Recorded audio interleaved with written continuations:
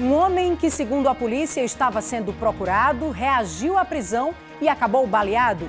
Isso é o que diz a polícia. Já os moradores da comunidade onde a ação policial aconteceu reclamam de excesso por parte das equipes e resolveram protestar.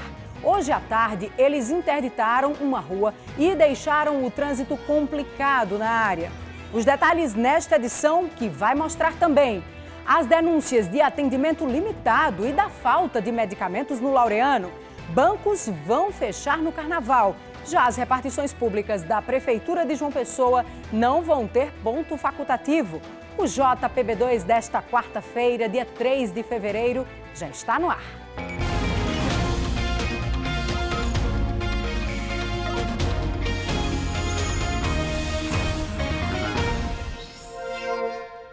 Olá, boa noite para você. Moradores de uma comunidade do Padre Zé, na capital, voltaram a protestar hoje à tarde contra ações policiais na área. Uma rua foi interditada e o trânsito ficou complicado no local.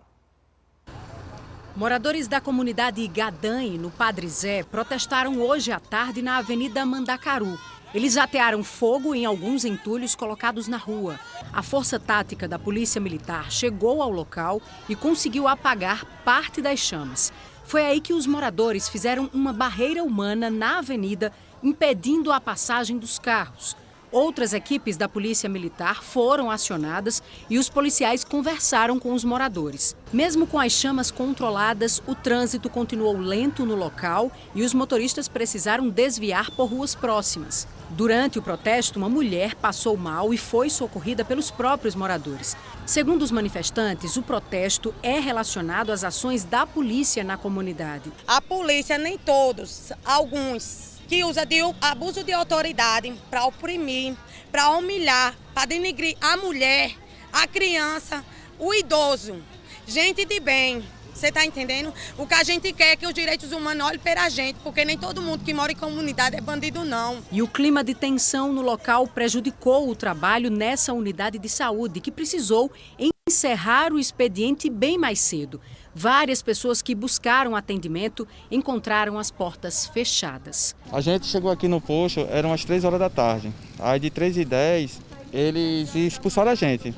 A gente saiu dentro do posto porque falou que estava tendo tumulto aqui no Padre Zé, na Rua do Cano, que tinha morrido alguém. Hoje de manhã, durante uma ação policial na comunidade, um homem que, segundo a polícia, já era procurado, acabou baleado. Ele estaria armado e reagiu à prisão. O capitão Bertuni falou sobre o que aconteceu, inclusive sobre a apuração de possível excesso por parte da polícia. Realmente tem uma ação policial no bairro do Padre Zé, basicamente por volta das 8h30 para 9 horas da manhã. E na ação policial, esse cidadão, ele criminoso, já suspeito por alguns crimes, estava armado na comunidade e já era procurado pela polícia. Então, na ação policial, houve essa reação deste criminoso e ele estava armado com revólver. Ele atirou contra a polícia, contra a guarnição policial, né? E foi alvejado, socorrido para o hospital de traumas. E houve uma espécie de, digamos assim, uma ação, uma reação, né, da comunidade com relação a esse fato no local. O que foi que houve aí? Isso. Nessa reação das pessoas, geralmente as pessoas acabam assim, no cenário do fato, querendo assim de uma forma exceder, né? Praticar algum crime, alguma situação contra o policiamento. Então, foi feita uma intervenção policial, né, no local e se caso houve alguma questão de excesso, e aí o comando da Polícia Militar vai devidamente apurar os fatos na corregedoria e informar que a Polícia Militar está para ajudar e trazer a paz à comunidade, né? Nosso foco de ação é para os criminosos. Nessa situação, de que forma a polícia reagiu a essa ação da comunidade que o senhor fala aí? Isso, é o uso de armamento não letal, né? Armamento com tiro de borracha, né? Uso de elemento químico como gás de pimenta, né? Algo do tipo, não para trazer digamos assim, algo letal, mas de forma para tirar do foco a situação e trazer a normalidade dentro do cenário da ação policial. Tá ok, capitão. Muito obrigado, viu, pelas suas Ok. informações. A gente lembra que toda essa situação vai ser averiguada, inclusive pela Corregedoria da Polícia Militar, para avaliar se houve algum excesso. O homem tem 22 anos, foi levado para o hospital de trauma, socorrido no local pelo SAMU, levado para o hospital de trauma. Ele permanece preso depois de recuperado lá e aí fica à disposição da Justiça. Bem, mas o homem baleado acabou morrendo hoje à tarde no trauma. A Justiça Federal pede explicações a gestores públicos sobre destinação de recursos ao hospital, que é referência no tratamento de câncer no estado e também cobra providências urgentes. Eu vou conversar ao vivo agora com o repórter Herbert Araújo, que ele tem todos os detalhes para a gente. Herbert, boa noite para você. Oi, Larissa, boa noite a todos. Essa história começou em dezembro do ano passado. O Ministério Público Federal entrou com uma ação para saber como é que o Estado e também a Prefeitura de João Pessoa poderiam cumprir uma lei que determina que as pessoas que estão com câncer, elas têm um prazo aí de 60 dias, de acordo com essa lei, para que o tratamento funcione. Quando ela recebe um laudo que atesta que ela está com câncer, tem esse prazo de até 60 dias para que o tratamento seja iniciado. O Ministério Público queria que o Estado e a Prefeitura mostrassem como iriam fazer cumprir essa lei. E hoje saiu uma decisão judicial nesse sentido. Essa decisão ela dá 10 dias para que a Prefeitura de João Pessoa ela faça uma listagem e apresente essa listagem para a Justiça de todos os medicamentos e também dos insumos que foram adquiridos desde janeiro de 2020 para regularizar a situação do atendimento aqui no Hospital Napoleão Laureano, que é o hospital de referência para o tratamento de câncer. A Justiça ainda quer que a Prefeitura apresente quais foram as providências práticas tomadas para que esse prazo de 60 dias entre o laudo e o início do tratamento ele seja cumprido. Com relação ao governo do Estado, o que a Justiça pediu foi que o governo apresente estudos que mostrem como o Estado vai ampliar o atendimento a pacientes oncológicos aqui no Estado. E esse estudo ele precisa ser detalhado, ele precisa inclusive apontar quais são os hospitais que vão ser esses hospitais que vão receber esses doentes de câncer também. Nos dois casos, tanto para a Prefeitura como para o Estado, a Justiça estabeleceu um prazo de 10 dias para que eles cumpram essas medidas, que eles apresentem esses planos, como a gente detalhou ainda há pouco. Se depois desses 10 dias essas medidas, essas ordens não forem cumpridas, aí a cada dia, tanto o Estado como a Prefeitura devem pagar uma multa de R$500, R$500 por dia. A gente procurou a Secretaria de Saúde do município de João Pessoa, que disse que ainda não foi notificada a respeito dessa decisão judicial. O Estado também disse que não foi notificado, mas a Secretaria de Saúde disse que fez convênios em valores que ultrapassam os 7 milhões de reais. E esses convênios incluem serviços que são serviços de referência para o câncer, como é o caso do Hospital Napoleão Laureano, também o Hospital São Vicente, aqui em João Pessoa, a FAP em Campina Grande e o Hospital do Bem, que fica na cidade de Patos, que de acordo com o governo do estado está sendo qualificado e recebendo equipamentos para também fazer esse atendimento aos pacientes com câncer. A respeito especificamente aqui do Laureano, a gente sabe que existem reclamações recorrentes, né, nesse sentido, de que as pessoas são diagnosticadas, mas que demora para começar o tratamento dessas pessoas. E aí, claro, quando a gente está falando de câncer, essa luta aí contra o relógio é fundamental, porque a cada dia que passa, o agravamento da doença se torna uma coisa mais palpável. Vamos ouvir o que disse a direção aqui do hospital a respeito dessa demora. Nós realmente temos uma característica bastante peculiar em relação ao SUS, né? O SUS é o nosso principal parceiro, né? Nós somos uma instituição privada, filantrópica, que presta serviços ao SUS e somos remunerados por isso. Porém, essa remuneração ela é regulada através de um teto. Nós temos um determinado número de atendimentos que podemos fazer, né? E após esse teto ser atingido, todos os atendimentos que forem feitos, eles não serão remunerados pelo SUS. Historicamente, o Hospital Napoleão Laureano, ele tem ultrapassado o teto em alguns dos seus atendimentos, né? Nós temos uma gama bastante variada de atendimento oncológico aqui, desde a cirurgia até a UTI, inclusive os atendimentos pediátricos e hematológicos que praticamente só o Napoleão Laureano faz, né?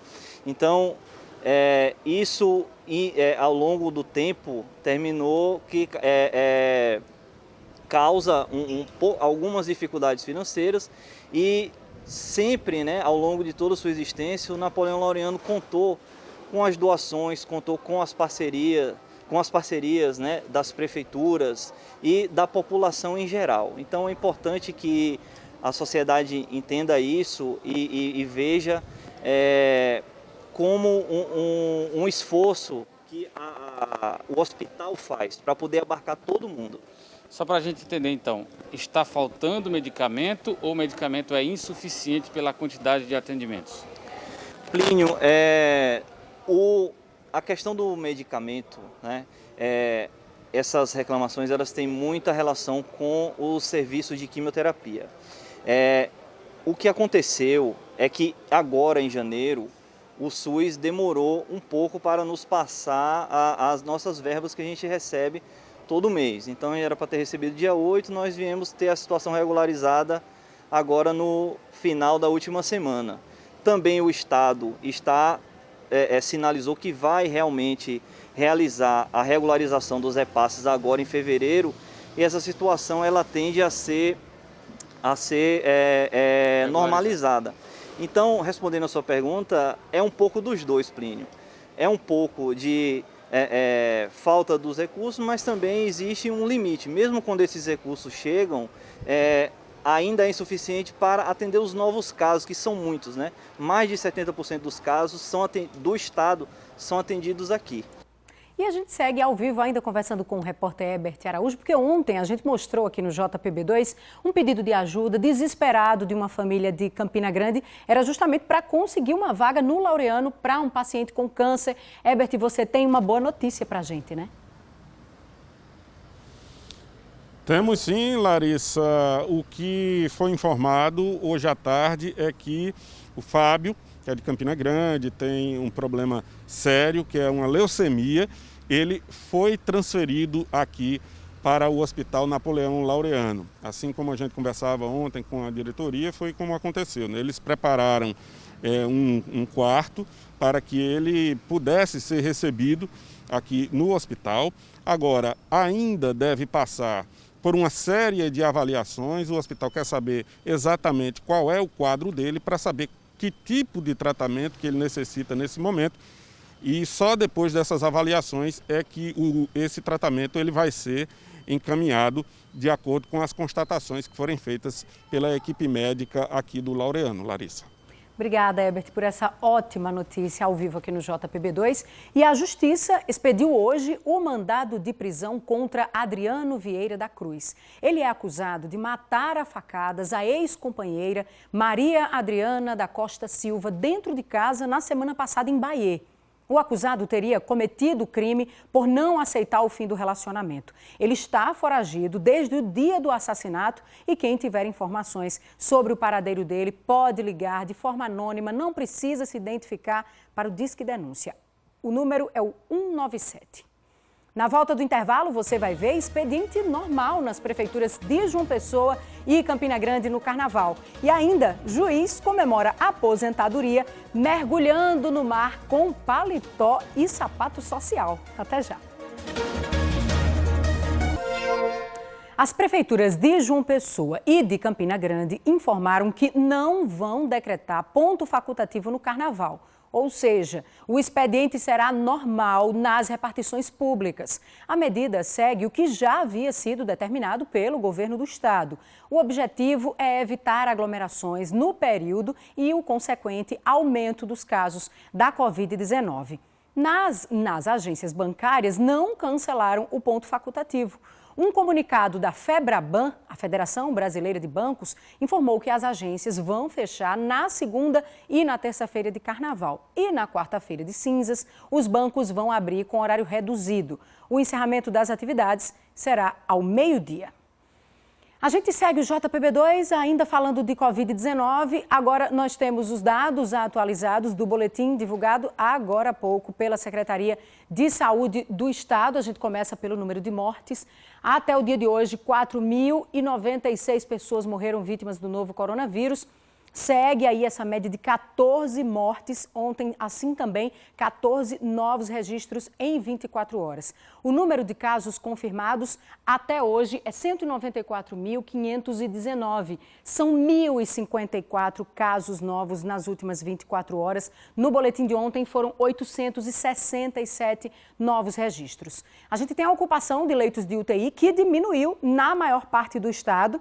Só na região de Campina Grande, como a gente observa aqui, segue muito alta essa ocupação, se mantendo aí em 62% dos leitos com pacientes neste momento. Agora o número de recuperados, a notícia boa de todo o boletim, todos os dias a gente traz essa informação para você. 149.248 pessoas venceram a Covid-19 até aqui. Um juiz de direito de Campina Grande, que conseguiu se aposentar, resolveu fazer uma homenagem inusitada aos amigos dele. O magistrado mergulhou no mar de paletó e sapato.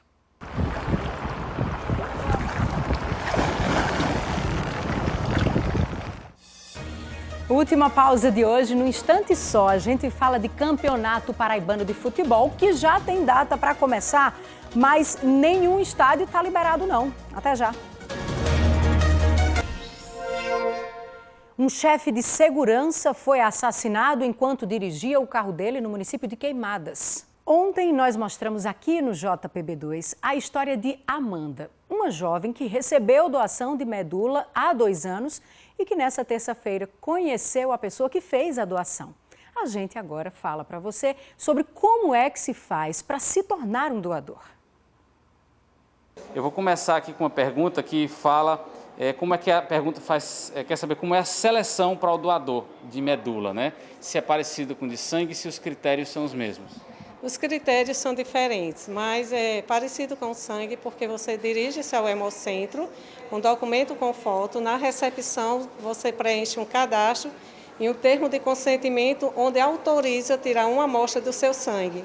Esse sangue é encaminhado ao INCA, onde é feito diariamente o cruzamento com quem precisa e com quem quer ajudar. Existe uma rede nacional e uma internacional, né? E dentro dessa dinâmica, a gente pode falar das chances de compatibilidade. Quais são? No Brasil, a nossa chance é de 1 para 100 mil. A nível de mundo, de 1 para 1 milhão.